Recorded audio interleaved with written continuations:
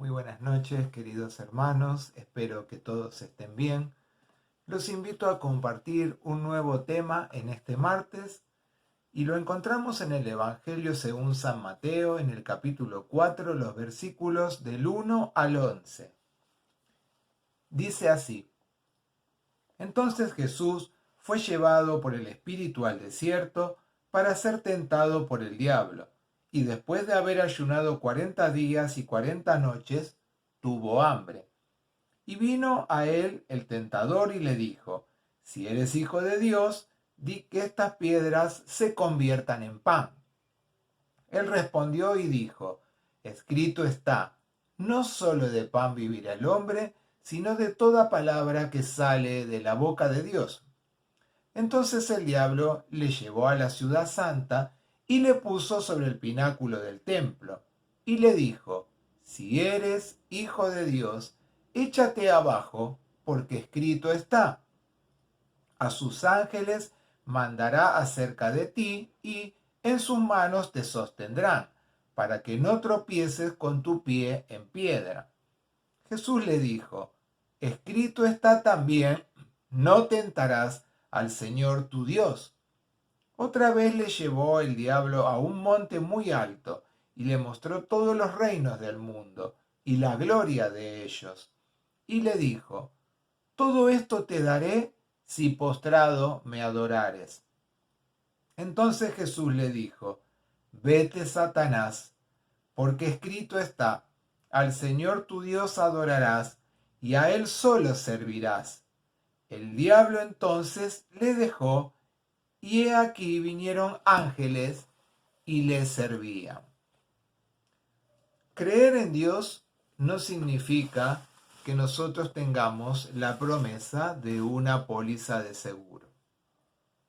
Habíamos visto el martes anterior que seguir a Cristo tiene un costo. El domingo pasado, en la predicación, pudimos ver que Dios demanda nuestro corazón. Y quiero decirles hoy que en el nuevo orden de Dios también hay desiertos. Las tentaciones al comienzo del ministerio de Jesús tienen un paralelo con el peregrinaje que tuvo el pueblo judío hasta poder llegar a la tierra prometida. El pueblo hebreo desde Egipto viajó por el desierto durante 40 años, experimentando la total dependencia de Dios antes de que pudieran llegar a conquistar la tierra prometida. Moisés, si miramos en el Antiguo Testamento, se preparó en el desierto 40 días en ayuno y en oración para recibir la ley que Dios después le había prometido.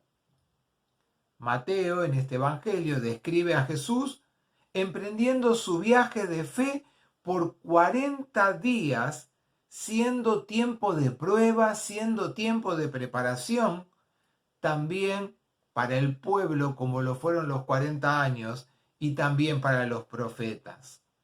Antes de comenzar su misión, Él le da la oportunidad de crear en los discípulos, como fue probado Moisés, también que ellos fueran fundamentados en lo que era servir y seguir verdaderamente a Dios. Pasando la prueba, Jesús demuestra que está listo para lo que Dios tenía planeado para él. Y cuando nosotros también atravesamos pruebas en los desiertos de nuestra vida, también Dios nos va llevando a la tierra prometida, que no es más ni nada menos que vivir en el día a día el reino de Dios en el tiempo que Él nos hace vivir ahora. ¿Y qué es lo que proclama la palabra de Dios? Si seguimos leyendo en el mismo capítulo 4 de Mateo, en el versículo 17, Dios viene a establecer el nuevo reino de Dios en medio del pueblo al cual quiere guiar también en medio de toda prueba. El desierto era el escenario del poder del mal, de la ausencia de cualquier tipo de protección, donde en el día, por ejemplo, de la expiación, se soltaba, se abandonaba un macho cabrío al que se le hacían llevar sobre sí todos los pecados del pueblo. Fíjense desde dónde retrotraemos qué pasaba en el desierto y qué se hacía en el desierto. Ahora, Satanás le dice, ¿eres verdaderamente quien dices ser? El tentador usa la expresión si eres el Hijo de Dios. ¿Por qué? Porque ese fue el título que Jesús recibió al salir del agua en el bautismo. Y fíjense que las dos primeras tentaciones se dirigen a probar la veracidad de ese título que recibe Jesús en el bautismo, desafiándolo verdaderamente a Jesús para ver si esa proclamación que él había recibido es cierta cuando fue bautizado por Juan. Y la confrontación que vemos acá entre el tentador y Jesús se menciona con detalle tanto en Mateo como en el Evangelio de Lucas. Pero la principal diferencia que hay entre estos dos evangelios es que la segunda y la tercera tentación aparecen en distinto orden en los evangelios de ellos dos. Aunque el tentador aparezca o pareciera acá que realiza un gran despliegue de poder para tratar de hacer desestabilizar a Jesús, no perdamos de vista que no es él quien creó la oportunidad de tentar a Jesús. Porque muchos piensan cuando hablamos del tema de la tentación de Jesús en el desierto, que fue el tentador el que lo llevó para probarlo. No dice eso la palabra de Dios. Lo que dice es que Jesús fue llevado por el Espíritu al desierto para ser tentado. O sea que Jesús aceptó pasar por ese periodo de tentación. Por eso Mateo declara en el versículo 1, como dije recién, que Jesús fue llevado por el Espíritu. No es el tentador quien ha tendido una emboscada, en este caso a Jesús, o quien controla las circunstancias que van a suceder, sino Dios, quien por medio, como dije antes, de su Espíritu, es el que lo lleva a Jesús para una preparación en el desierto que incluye una confrontación con el tentador. Y fíjense qué importante que es la conexión entre el bautismo y la tentación. Es muy interesante porque Dios no libra a Jesús de la prueba, sino que lo ayuda a identificarse y a atravesar la prueba seguro de su identidad como hijo de Dios. Porque Jesús es llevado por el Espíritu luego que fue bautizado. Primero lo identifica como su hijo y después le permite que sea aprobado.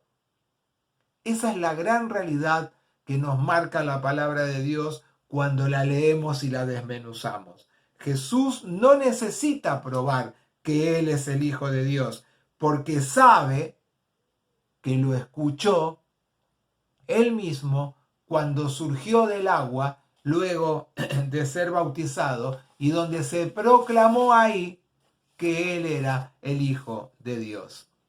Y vemos tres desafíos, tres clases de tentaciones distintas que describen las realidades también que debemos confrontar nosotros en este tiempo.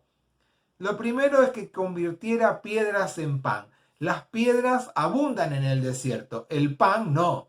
Y Jesús es desafiado a usar su poder, su autoridad, para resolver si tenía hambre. Tener hambre y sustentar ese hambre es vital en nuestra vida diaria, como también lo era vital en la vida de Jesús. ¿Para qué? Para que Él pudiera estar bien en el servicio que vino a realizar en su ministerio.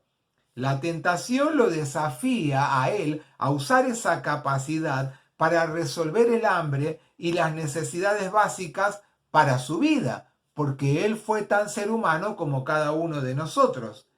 El pan acá representa esa necesidad vital que Él podía llegar a tener. Así como Israel clamó por pan en el desierto, ¿y qué recibió? Recibió el maná. Ahora Jesús es retado por el tentador a hacer realidad, ¿qué cosa? Un propio maná para su cuerpo, para demostrar su relación con Dios. Pero se equivoca tan grandemente, porque es tan grande la relación que tenía Jesús con su Padre Celestial, que le responde con la misma palabra de Dios. La segunda tentación es que lo lleva al pináculo del templo, ¿no? Al lugar más alto. Y desde ese lugar dice que se podía ver toda la ciudad. Y también, no solamente la persona que estaba ahí podía ver toda la ciudad, sino que la persona que estaba ahí arriba podía ser visto desde abajo por todos los que estaban mirando hacia ese lugar.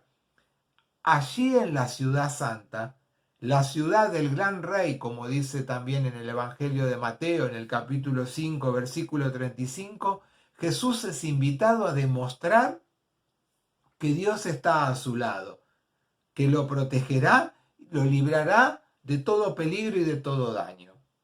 Lo desafía a revelar a un Dios capaz de servirlo como protector y de hacerlo invulnerable a la muerte. La tentación acá es muy sutil en su invitación a reclamar su derecho de ser protegido Jesús por la mano de Dios y de todo mal que pudiera intentar que él sucumbiera.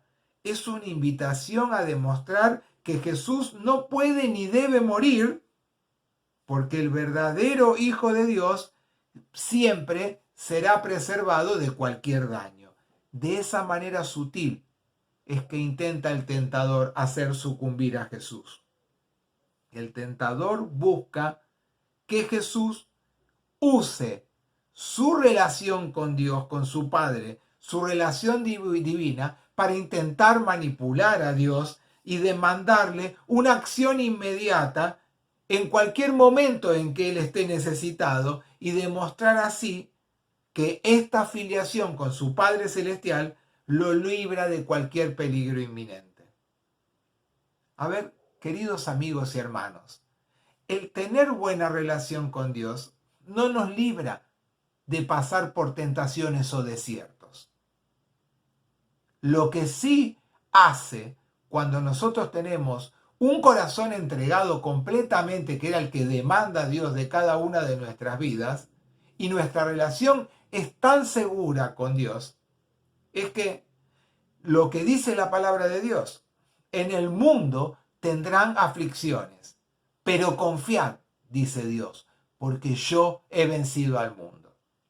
Esa es la seguridad. No que no vamos a atravesar por problemas o circunstancias difíciles, sino que vamos a poder atravesar por esas cosas, porque gracias al gran amor de Dios es que vamos a estar seguros en Él. La tercera cosa es los reinos del mundo. Y la escena se mueve ahora de la ciudad a una montaña. El tema ya no se relaciona con el poder creador que existe en Jesús, ni tampoco con el poder de Dios para librarlo de cualquier peligro, sino que se mueve hacia el deseo, hacia la ambición de poder que habita y que habita también en este tiempo en todo ser humano. Le mostró, dice, todos los reinos del mundo, toda la gloria de ellos, y le dijo, todo esto te daré si postrado me adoras. ¿Qué está haciendo el tentador? Está probando la humanidad de Jesús, su capacidad de ser plenamente ser humano y de demostrar que es sensible y que es posible también otra forma de humanidad, una en la cual el poder no es la meta suprema. El tentador está probando nuevamente a Jesús y ahora intenta probarlo en su propia humanidad también. Fíjense que en las dos primeras tentaciones que vimos, se desafía a Jesús a probar esa relación divina que tenía con Dios. Y en esta tercera tentación, se lo desafía en su humanidad para ver si es posible ser plenamente ser humano sin tener que padecer y sucumbir ante el deseo del poder. Las dos primeras tentaciones implican un debate bíblico entre el tentador y Jesús. La tercera presenta trayendo al tentador una oferta concreta de poder político y a Jesús rechazando el poder y la riqueza del mundo con la palabra de Dios. Al Señor tu Dios adorarás y a Él solo servirás. Estas palabras nos recuerdan, hacen como un eco en nuestros oídos al Shema, que era y que es una de las principales plegarias del judaísmo, donde en ese Shema, en esa plegaria que ellos recitan, hablan de esta relación de adorar, de reconocer y de servir solamente al Señor tu Dios.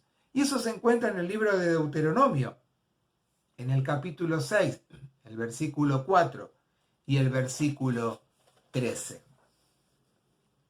Podemos decir, para ir terminando este mensaje, donde en el nuevo orden de Dios también hay desiertos, podemos decir que aunque hayamos sido marcados en el bautismo como hijos o como hijas de Dios, también atravesaremos el desierto de esta vida llena de pruebas que constituirán un desafío para nuestra fe y nuestra idea de Dios. Vuelvo a decir lo que dije al principio. Ninguno vamos a estar exentos de atravesar por problemas, tentaciones, como las que se atraviesa en el desierto. Y muchas veces, cuando estamos en pruebas o en dificultades, nos sentimos como que estuviéramos en el desierto, rodeado de peligros, rodeado de oscuridad, sedientos, hambrientos, ya no aguantamos más, pareciera que vamos a sucumbir. Pero quizás ya has pasado por eso y el Señor te ha demostrado que no te ha dejado ni que te dejará solo. El camino que nos lleva a la vida eterna es estrecho y es difícil, pero de la misma manera en que Jesús fue servido por los ángeles, porque lo dice el último texto que leímos en el versículo 11, ¿sabes qué?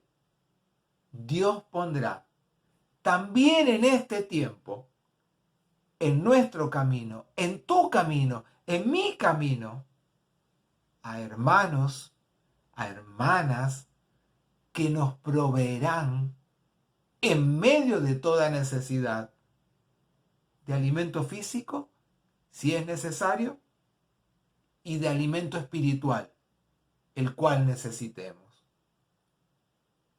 Es una seguridad en tu vida. Dios quiera que sea una seguridad el saber que las promesas de Dios se cumplen. En el mundo tendrás y tendré aflicciones, pero confía, que confíe yo también, porque dice Dios que Él ha vencido al mundo. Dios quiere cada día experimentar algo nuevo en tu vida y en la mía. Dejémoslo obrar para que Él transforme todo nuestro ser y esos desiertos que tengamos que atravesar sean cada día más placenteros, porque vamos tomados y guiados por nuestro amoroso Dios. Que Dios te bendiga nuevamente y te invito a cerrar este mensaje con una oración. Dios y Padre Celestial, bendecimos tu nombre en esta noche, porque tú, Señor, nos has cuidado, nos has acompañado, nos has sostenido en el camino. Y aun si hemos estado hambrientos o sedientos, Señor, por lo que tenemos que atravesar, tú nos sigues marcando que el poder y la autoridad que solamente puede venir del Dios en el cual creemos es superior a toda cosa que quiere inestabilizar nuestra vida. Gracias, Señor, porque anhelamos buscarte y servirte con corazones sinceros, humildes delante de tu presencia. Transforma nuestras vidas para que los desiertos que se nos presenten puedan ser transformados en hermosos valles llenos de tus bendiciones. Es en el nombre de Jesús que oramos juntos en esta noche. Amén. Que Dios los bendiga a todos. Amén.